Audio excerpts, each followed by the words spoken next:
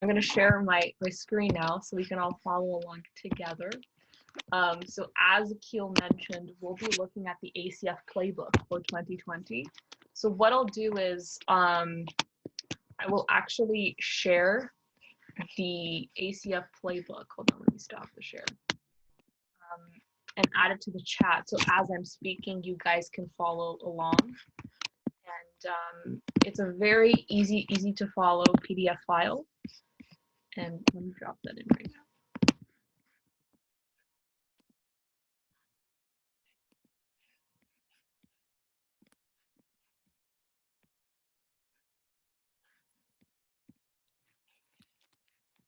Okay, it's not sending now, so what I'll do is we can send it in the WhatsApp chat.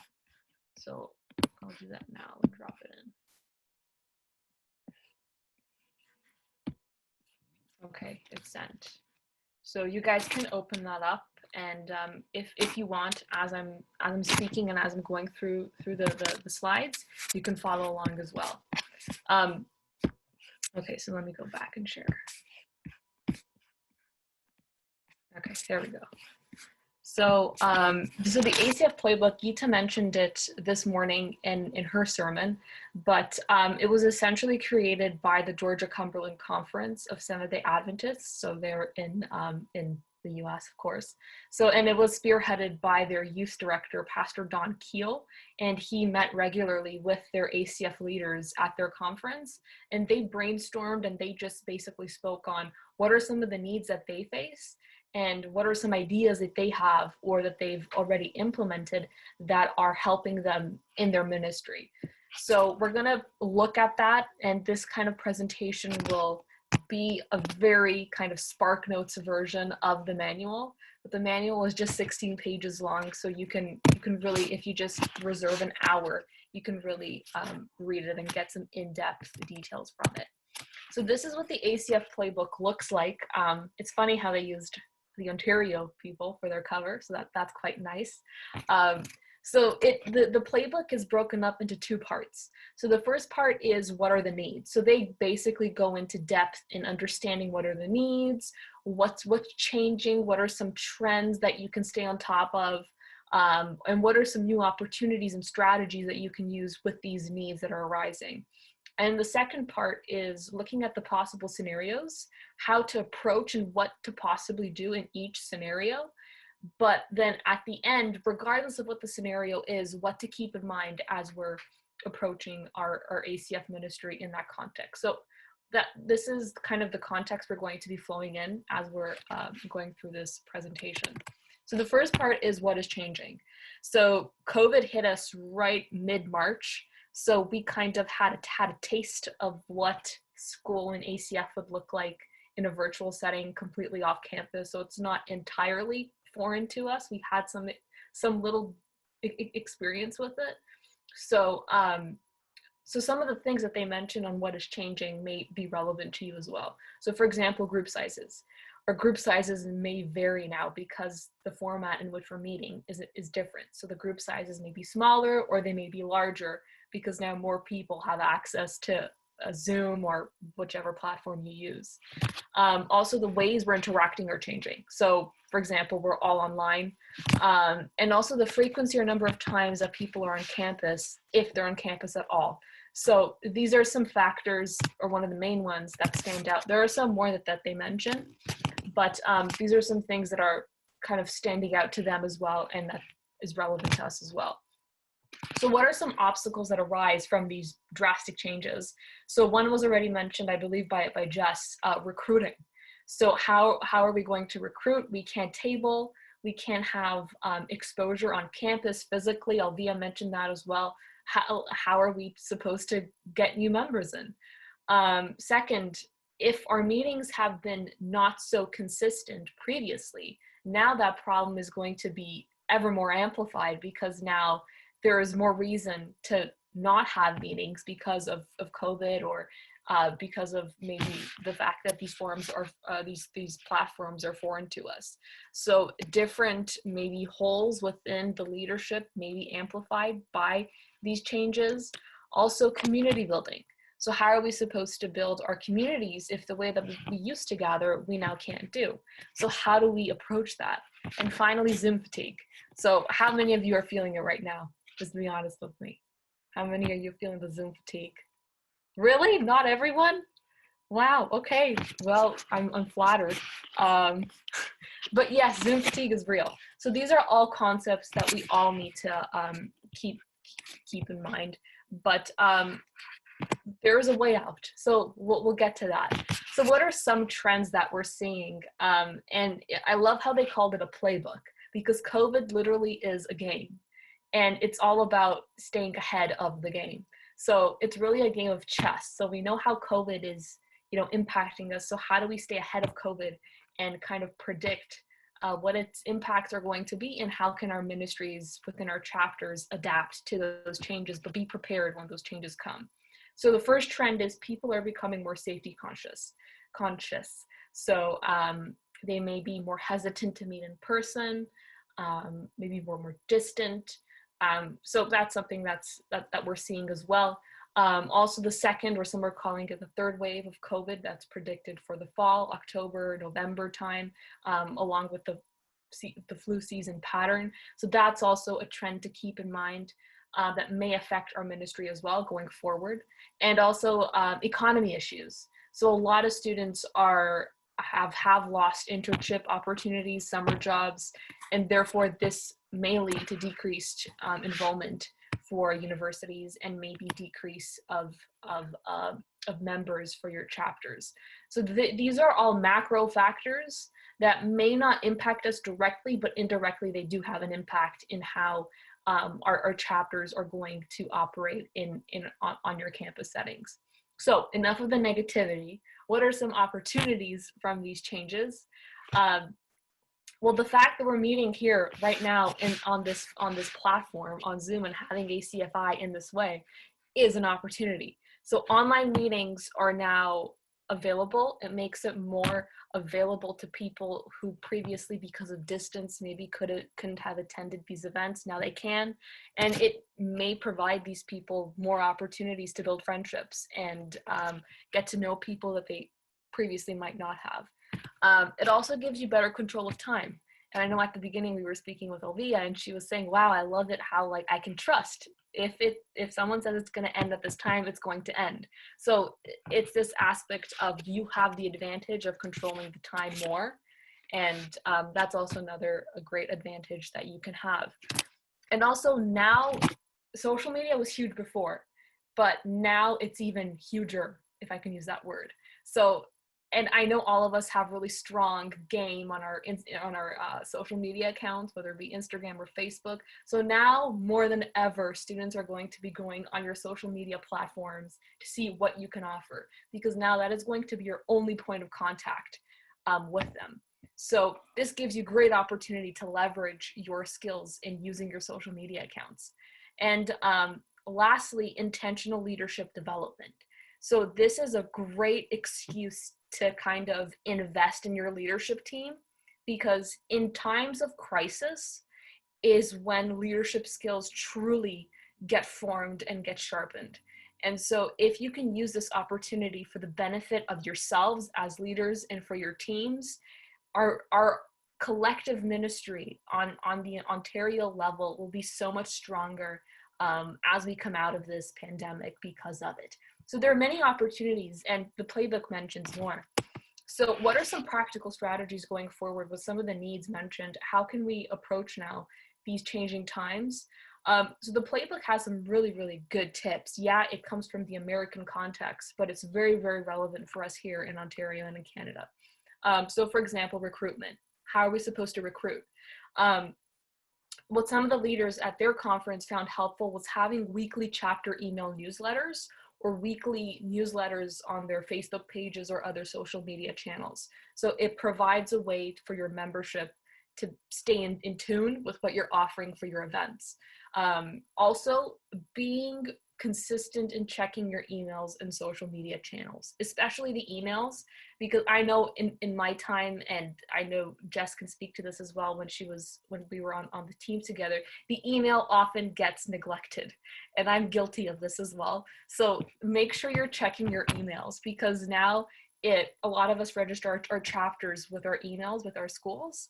So all the important information that is going to be sent out will be sent out to those emails, or whichever email you have registered. So make sure you're not neglecting your emails or your social media channels, because now that is going to be the only point of contact for people to reach your chapters if they have an interest in joining. And that is also the first impression you leave. So not being responsive is not the first impression you want to leave on those who themselves are taking the interest to reach out to you. So being on top and staying on top of your emails or other channels you may have is going to be critical now, especially. I don't know if most of you have group chats. I know we use group chats at York, and now we have our ACF Ontario Leaders group chat as well. It's very effective. So making sure that group chat doesn't die out. Have regular check-ins, see how your members are doing. Things that most of us maybe already do, but also post events there as well. Some people may not have social media, so group chats may be their only way of staying in touch. Also taking advantage of campus electronic bulletin boards. So I don't know how many of your universities have that. We have the advantage, or we had the advantage of using that at York. We have a website that every club has access to, and you can just post your events and everyone can see that. So if your university has that, or college, find that, hound it, be the club that's going to be posting things like every week, and just take advantage of it. Also, going back to what David said yesterday, the playbook mentions this as well, be intentional about your social media posts. So develop a social media recruiting plan. Those are the exact words they use. And because social media is going to be your only point of contact, leverage it, use it. So the playbook recommends being intentional about the topics you post about. So for example, now people are very anxious, like we saw with the poll Victoria did. Anxiety is very high. People might be dealing with depression as well because of lack of human contact. So many different things that can be posted about or spoken of, but in a positive way. And on your channels, you can do that. And they also give some examples of titles and of topics you can post about, so you can read about that as well. Secondly, they also speak about how to kind of spruce up your Zoom Bible studies and the idea of having Zoom socials. So online game nights, for example, I haven't had an online game night yet, but it sounds like a great idea. Streaming movies together. I was able to, with the great stubbornness of Victoria, attend one of these stream movies things, and I can attest I was very skeptical at first, but it works and I enjoyed it. And I encourage you all to maybe use that as well for your chapters. It'll be a great way to kind of see a movie together in a different way, but you can still kind of make comments and find a way to build that community. So on the slides, you'll see an example of an event that they held, so Netflix and Christian Chill. And so yeah, there are many opportunities to be creative now in these virtual times. And last one, and in my opinion, the most important one, is being intentional now more than ever about small group development. And the playbook really goes in depth about this, and I believe for good reason, especially in a virtual way. I think you guys can tell as well, it's been the third day that we've had our retreat, and only now have we all kind of opened up our cameras and been more comfortable to speak with each other. So using and taking advantage of that breakout room feature to help people feel more comfortable in a more intimate group. So let's say if your chapter has 10 people that logs in regularly, maybe split them up into 3s or 5s, whichever way that you see the dynamic of your chapter works and works best for you. And this allows the members to feel a bit more comfortable to open up. And then most importantly, it makes them feel and say, oh, if I'm so comfortable, then I'll be comfortable to invite one of my friends to join me as well. And so with that, we can encourage more participants and maybe our non-SDA to join our meetings, whether they be streaming movies or game nights on a breakout room fashion. So it gives a greater opportunity for more people that are non-SDA maybe to join. And as we're thinking of SDAs, non-SDAs joining, we should be very conscious of SDA-isms. So like Auntie Ellen, EGW, certain acronyms we have like NAD, even the acronym ACF, what is that? If we start talking about, I don't know, haystacks or any dinner roast, something. So these are all SDA-isms that may give off a very cliquey kind of vibe to your meeting. So just be conscious of that as well, which I know we all are of anyway, but it's always important to keep that in mind. So some possible scenarios, I think we're all acquainted with these possible scenarios that may be coming up. The first one, back to campus fully, I think we won't see that soon yet, hopefully soon, but we'll see.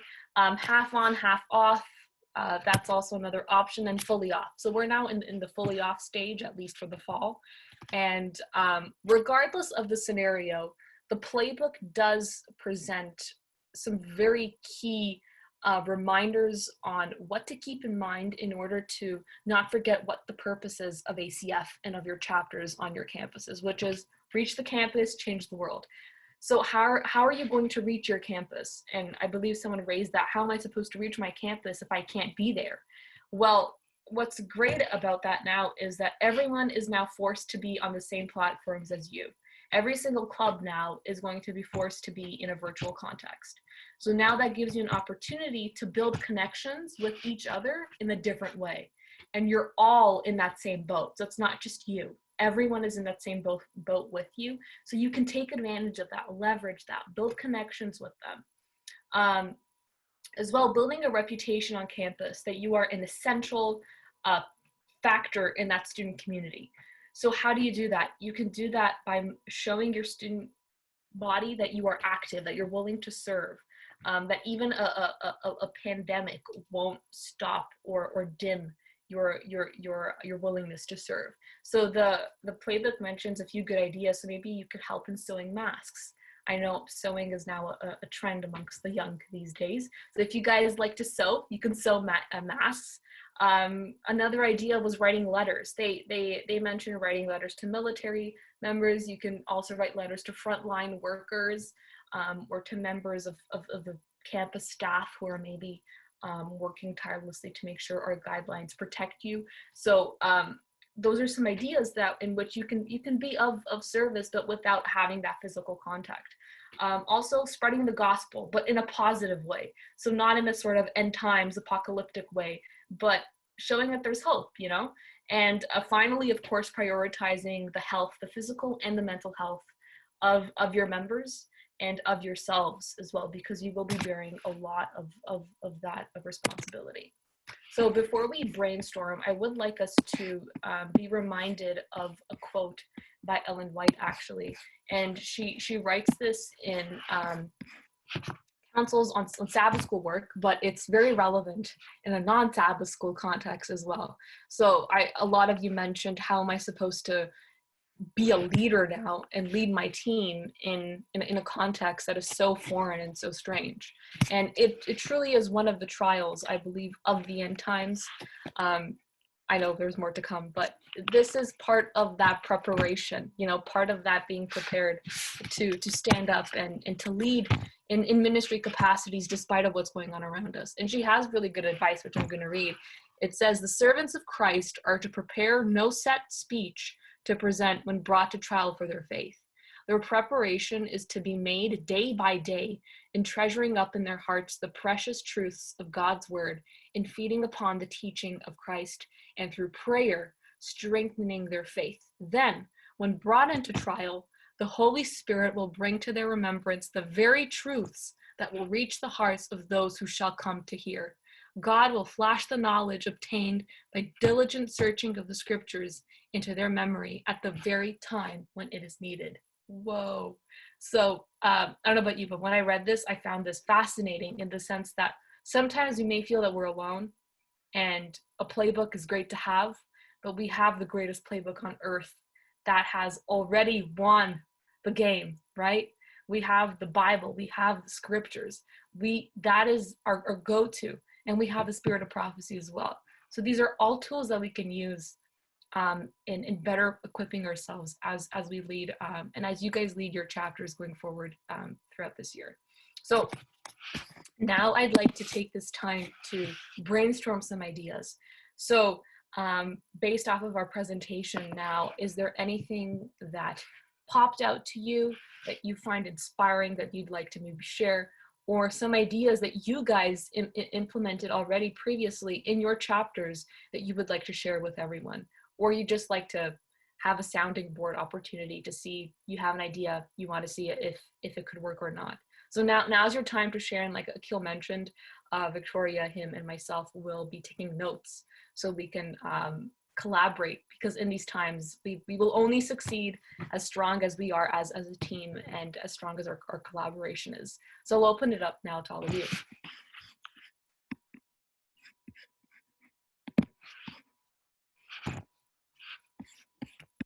You can also write in the chat if maybe that's more comfortable for you. We can do that too.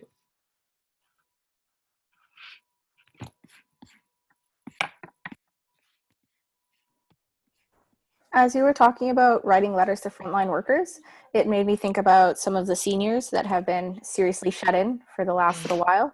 So I was thinking if we combined a social thing with a community outreach, we could have like a poem workshop and then write poems on pretty cards for seniors that have been affected, send them to a nursing home locally or a local church that's been affected. That's a very good idea. Write poems for seniors.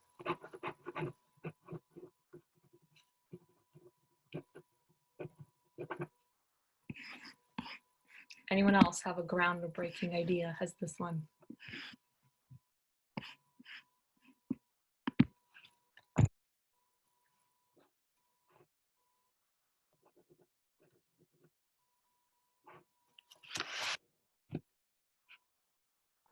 Well, it's not really a new idea. You mentioned it, like having Zoom socials and inviting friends to it.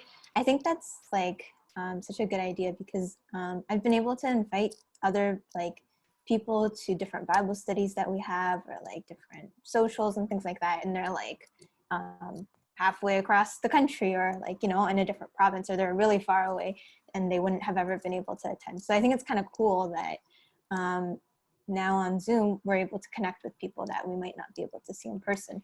So it just makes me think about like all my other friends that would potentially be open to just hanging out with other people on Zoom and things like that. So I think that's a really cool outreach idea too. Yeah, for sure. Thank you for that. Yeah, breaking that distance barrier for sure.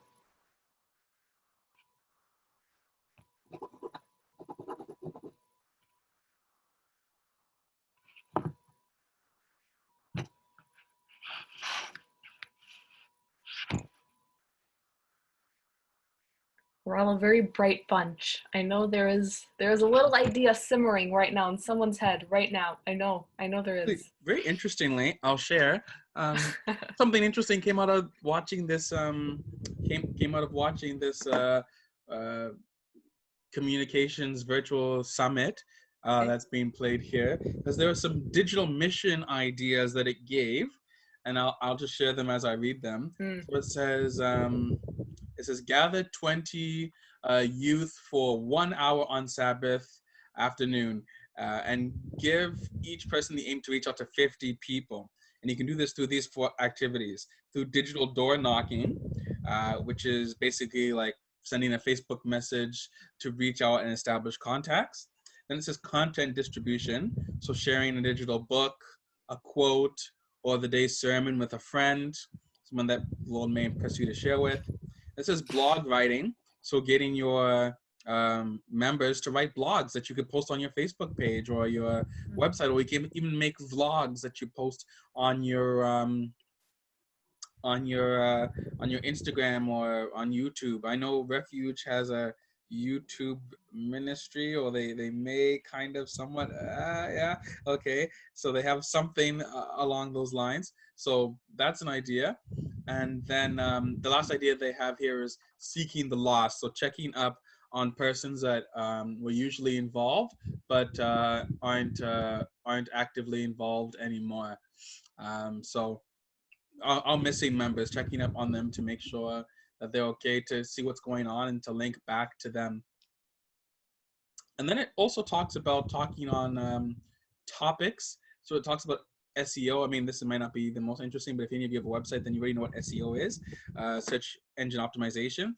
And it gave a really interesting fact that the LDS, the Church of Latter-day Saints, when you Google Sabbath, Wikipedia, Amazing Facts, and LDS, those are the top 3 that come up, which is crazy because the Church of Latter-day Saints don't worship on Sabbath, they worship on Sunday, and yet they have more content and show up more times in Google than the Adventist Church.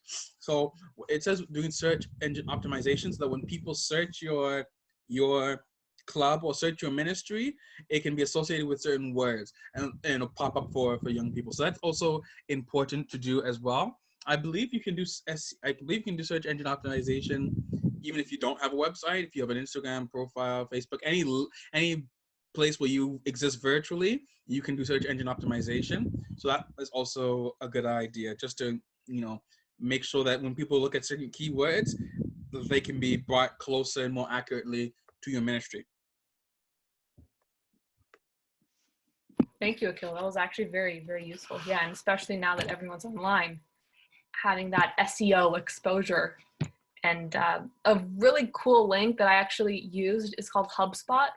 So it's completely free. So if you guys want to learn more about SEO and how to do it, you can just Google HubSpot. I'll write it in the chat.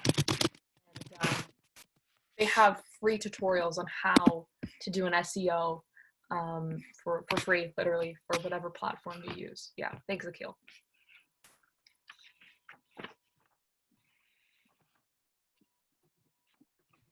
I would also be remiss if I didn't mention this idea. When COVID first hit, we did care packages for international students who were still on campus, were stuck on campus and couldn't leave. So maybe not care kits for international students, or care kits for people that are affected by COVID could be an idea as well.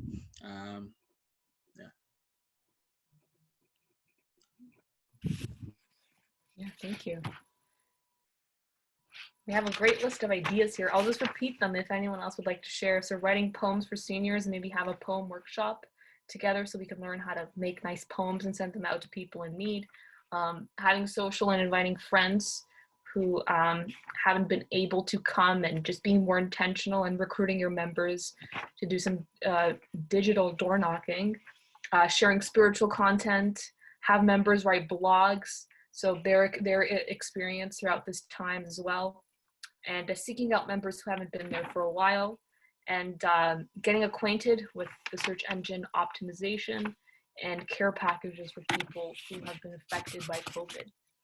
So any other ideas? If not, I'll take this opportunity to hand it over to Keel, but we're hoping to hear more.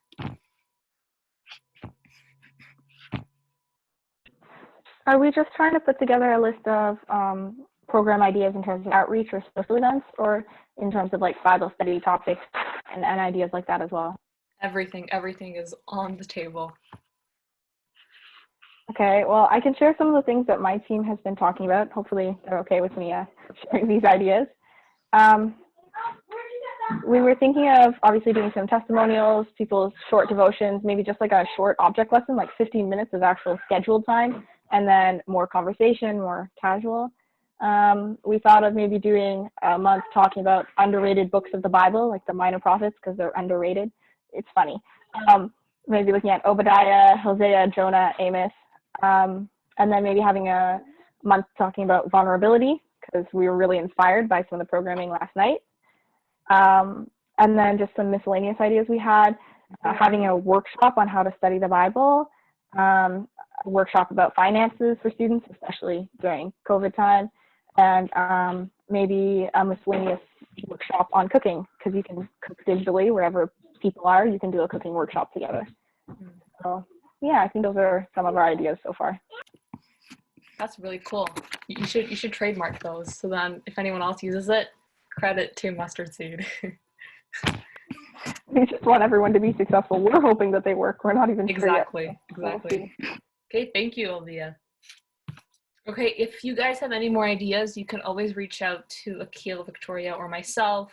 Let us know, and then we can put up a big list, and you can all kind of share your ideas on that as well. But yeah, so I'll end it here for this, and I'll hand it over to Akil so we can end promptly at whenever we need to finish.